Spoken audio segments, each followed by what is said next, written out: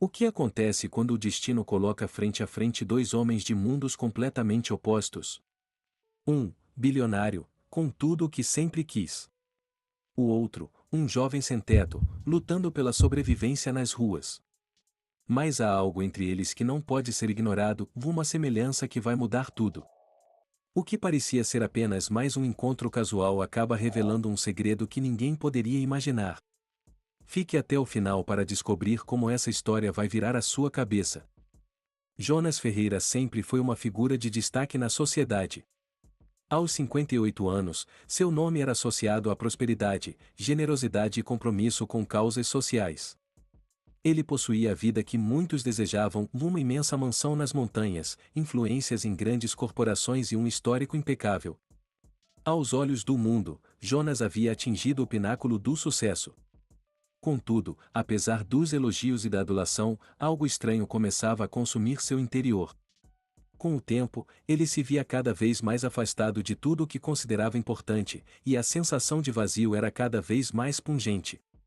Jonas sempre foi o tipo de pessoa que se lançava de cabeça em novos projetos.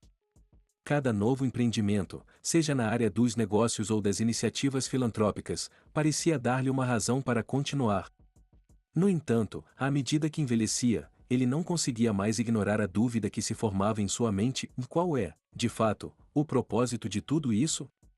Nunca havia se casado, tampouco teve filhos, pelo menos, nenhum que soubesse.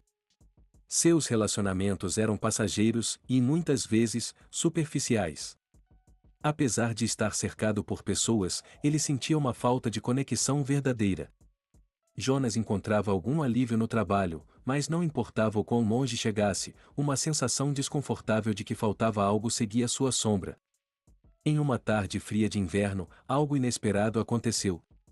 Jonas havia acabado de sair de uma reunião no centro financeiro da cidade e decidiu caminhar pelas ruas movimentadas. Ele costumava aproveitar esses momentos de solitude, onde poderia refletir sobre sua vida e seus dilemas. Foi então que, em meio à multidão, algo chamou sua atenção. Um jovem estava sentado em uma calçada, com um cartaz que dizia: "Preciso de ajuda". Ele estava descalço, com roupas sujas e os olhos cansados de alguém que enfrentará muitas dificuldades para a pouca idade que aparentava ter. Jonas se aproximou, mas algo na expressão do garoto fez com que parasse de repente. Seus olhos se encontraram, e por um instante, o tempo pareceu parar. O jovem tinha os mesmos olhos azuis intensos que Jonas, a mesma linha forte da mandíbula, até mesmo o mesmo pequeno ponto de nascença no queixo, um detalhe que Jonas herdara de seu avô. A semelhança era inacreditável. O coração de Jonas acelerou, e ele se viu incapaz de desviar o olhar. Não era apenas a aparência que o abalava, mas a maneira como o jovem olhava, como se algo além da aparência estivesse em jogo, como se ambos compartilhassem uma ligação inexplicável. "Posso te ajudar em alguma coisa?", perguntou o jovem, com a voz trêmula. Jonas piscou, como se saísse de um transe. "Desculpe, e não queria te olhar assim", gaguejou. "Não tem problema", respondeu o rapaz com um leve gesto de ombro, ainda com um olhar desconfiado. "As pessoas olham o tempo todo. Algumas por curiosidade, outras por piedade." Jonas sentiu um impulso incontrolável de conhecer mais sobre aquele garoto. Era como se o destino tivesse agido para cruzar seus caminhos, e ele não podia simplesmente ignorar a situação. "Qual é o seu nome?", perguntou, com a voz suavizada. "Lucas", respondeu o jovem. "Lucas Martins", repetiu Jonas, balançando a cabeça. "Quanto tempo você está aqui?" "Uns 2 meses", disse Lucas, com um tom pesado, como se tentasse esconder um ressentimento. "Andei mudando de lugar em lugar. É difícil arranjar algo quando você é só mais um jovem sem família, sem apoio de ninguém." Jonas sentiu uma dor súbita ao ouvir aquelas palavras. Ele sabia que muitas pessoas enfrentavam dificuldades, mas algo naquela conversa o fazia se sentir culpado, como se tivesse falhado de alguma forma. "E sua família? Onde estão?", perguntou, tentando manter a compostura. "Não tenho mais ninguém", Lucas respondeu com simplicidade. "Minha mãe morreu no ano passado. Ela era tudo o que eu tinha." Jonas ficou quieto, sem saber o que dizer. Como poderia oferecer consolo a alguém que viverá tantas dificuldades? Ele, que sempre tivera tudo o que queria, agora sentia um peso imenso em seu coração. Você tem um lugar para passar a noite? Perguntou, ainda tentando ajudar. Lucas fez um gesto com a mão, como se dissesse que daria um jeito. Eu me viro. Sempre me viro.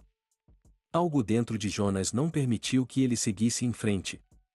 Era como se uma força invisível o impulsionasse a fazer algo mais, a não deixar aquele garoto sozinho na rua. Ele não sabia exatamente por quê, mas sentia que precisava fazer algo. Vem comigo, disse, surpreendendo-se com suas próprias palavras. Lucas olhou-o com desconfiança, estreitando os olhos. Por que faria isso?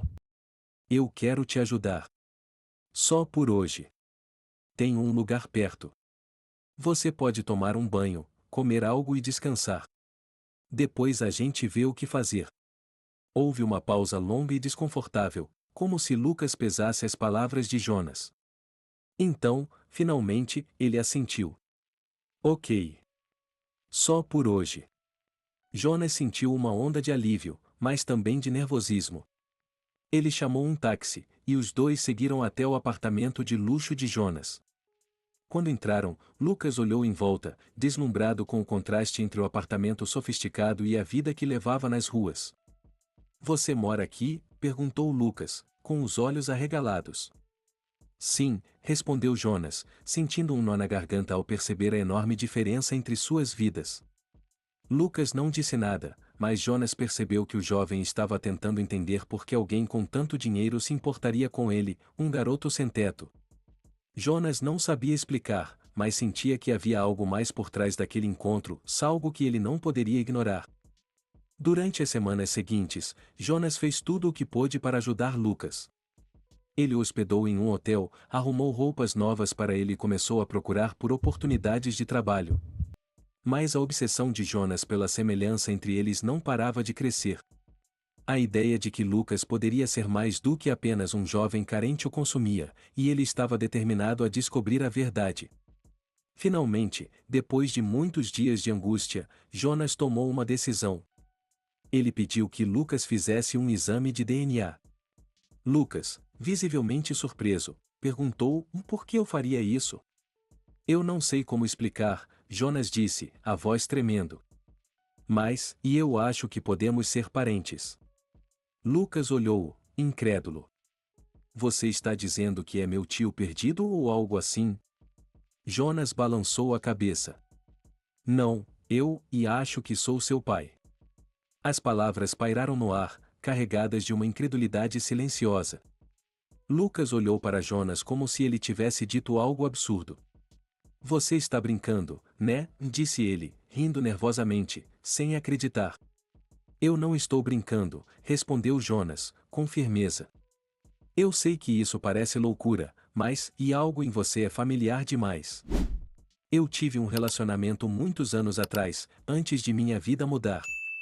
Foi algo breve, e eu nunca soube o que aconteceu depois. Mas não consigo parar de pensar que você pode ser meu filho. Lucas ficou em silêncio, como se absorvesse as palavras de Jonas. Finalmente, ele suspirou. Ok. Vamos fazer o teste. A espera pelos resultados foi torturante para Jonas. A cada dia que passava, ele se sentia mais consumido pela dúvida. Como poderia ter um filho e nunca saber disso? O teste, finalmente, confirmou suas piores suspeitas: Lucas era, de fato, seu filho biológico. Jonas sentou-se em seu escritório, os papéis do teste de DNA sobre a mesa. Ele tinha um filho. Um filho que crescerá nas ruas, sem saber quem ele era, enquanto Jonas vivia em luxo. O peso disso era insuportável. Tudo o que ele havia conquistado parecia sem valor diante daquela revelação. A relação entre Jonas e Lucas começou com um choque. Para Lucas, a ideia de ter um pai era algo difícil de digerir. Ele nunca tivera uma figura paterna, e a falta dessa presença em sua vida o havia moldado de formas que ele ainda não compreendia completamente. Jonas, por outro lado, estava determinado a ser o pai que Lucas precisava, mas se via, mais vezes do que gostaria, perdendo o rumo diante do novo papel que assumia. Nos primeiros dias após a revelação, Lucas esteve em um misto de ceticismo e revolta. Ele não conseguia aceitar de imediato que o homem que agora se dizia seu pai pudesse ser real. Para ele, Jonas representava tudo o que ele jamais tivera, uma vida sem dificuldades, sem a luta diária pela sobrevivência. O luxo ao redor de Jonas parecia um reflexo de tudo o que Lucas nunca teve, e a disparidade entre as duas vidas era um abismo que não parecia possível de transpor. Porém, algo dentro dele começava a mudar. O vínculo que surgia entre eles não era feito apenas de palavras, mas de ações. Jonas não forçava, não pressionava. Ele apenas estava lá, oferecendo apoio silencioso. No início, era tudo muito novo e desconfortável, mas com o tempo, Lucas começou a ver que Jonas não estava tentando ser perfeito, se ele estava tentando ser presente. Lucas, que havia vivido por tanto tempo na rua, se sentia fora de lugar em um ambiente como a mansão de Jonas. Os primeiros dias foram difíceis. Ele hesitava em usar as roupas que Jonas lhe dava, como se estivesse invadindo um espaço que não lhe pertencia. Ele ficava horas sentado em seu quarto, olhando pela janela, perdido em pensamentos. À noite, muitas vezes não conseguia dormir, o peso da mudança pesava em sua mente. Ele havia se acostumado a viver com pouco, e agora se via imerso em uma abundância que lhe parecia desconcertante. Não sei como lidar com isso, disse Lucas certa vez, em uma conversa com Jonas. Eles estavam na sala de estar, e Jonas tinha convidado o filho para conversar. Lucas estava nervoso, mexendo nas mãos. Com o quê? Perguntou Jonas, tentando entender a inquietação do jovem. Com tudo isso, Lucas fez um gesto amplo, como se referisse à mansão, à vida que parecia tão distante da realidade que ele conhecia. Com a comida, as roupas, os móveis. Eu não sei como ser parte disso. Jonas olhou para ele com compreensão. Eu entendo, Lucas. Eu sei que a mudança não é fácil. Mas você não está sozinho aqui. Estou tentando aprender a ser um pai para você. E, mais importante, quero que você saiba que não precisa mudar quem você é. Lucas olhou para ele com uma mistura de confusão e desconfiança. Mas você é tão diferente de mim. Você tem tudo o que qualquer um poderia querer. Jonas respirou fundo. Sabia que, ao longo da vida, construíram um império em torno de si, mas esse império não podia preencher o vazio que ele sentia em seu coração. Sim, eu tenho muito. Mas tudo o que eu tenho, agora, quero compartilhar com você. E, acredite, eu não tenho as respostas para tudo. Só sei que, e quero fazer as coisas certo, com você. Essas palavras foram o início de uma nova fase no relacionamento deles. A partir dali, Jonas fez um esforço consciente para encontrar um meio-termo entre o mundo que sempre conhecera e o mundo novo que Lucas trazia consigo. Não foi um processo simples, nem rápido. Mas, aos poucos, Lucas foi se adaptando. Enquanto Lucas tentava encontrar seu lugar na nova vida, Jonas se viu forçado a enfrentar os próprios fantasmas do passado.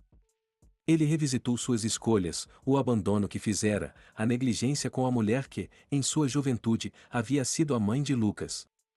Era difícil para Jonas olhar para trás e ver o quanto se afastara de tudo, imerso em seu trabalho e nas suas responsabilidades. Nas semanas seguintes, ele começou a buscar terapia, não apenas para entender melhor sua paternidade, mas também para lidar com a culpa que o consumia. A vida de Lucas, repleta de dificuldades, estava agora indissociavelmente ligada à sua. E ele sabia que, por mais que tentasse compensar a ausência de todos aqueles anos, nada seria suficiente para apagar o passado. Uma tarde, depois de uma longa conversa com seu terapeuta, Jonas teve uma epifania. Ele não poderia mudar o que aconteceu, mas poderia escrever uma nova história. Decidiu que queria ser mais do que um simples provedor para Lucas. Queria ser um amigo, um mentor, alguém em quem Lucas pudesse confiar, sem pressões e sem expectativas irreais. Eu vou te ajudar a encontrar o seu próprio caminho, Lucas, Jonas disse, enquanto caminhavam pela rua juntos, depois de um jogo de basquete no parque, algo que começara a se tornar um ritual. Você não precisa ser como eu. Mas quero estar ao seu lado, enquanto você descobre quem você é. Lucas, que já começava a se soltar mais, olhou para ele com um olhar atento. Ele já não estava mais tão fechado e desconfiado. O processo estava longe de ser fácil, mas ele começava a acreditar, aos poucos, que talvez pudesse existir uma chance de reconstruir sua vida de uma forma diferente. À medida que o tempo passava, os dois começaram a se entender melhor. Jonas, com seu jeito calmo e ponderado, começou a mostrar a Lucas que a vida não era sobre perfeição ou sobre seguir um roteiro pré-estabelecido. Era sobre aprender com os erros, seguir em frente, acima de tudo, ter coragem de ser vulnerável. Lucas, por sua vez, passou a ver que poderia confiar em Jonas de uma forma que jamais acreditara ser possível. Lucas começou a frequentar aulas de arte em uma escola comunitária que Jonas ajudou a fundar, e, com o apoio de seu pai, começou a desenvolver um talento natural para a pintura. Ele também encontrou um trabalho em uma galeria de arte local, o que lhe deu uma sensação de independência. Mas o que mais o impressionou foi ver a mudança que Jonas provocava em sua própria vida. Ele não era mais o homem distante e imerso no próprio sucesso, ele era um pai real, alguém disposto a aprender e a se reconstruir junto com o filho. Jonas e Lucas, com suas diferenças e semelhanças, começaram a construir um relacionamento baseado na confiança e no respeito mútuo.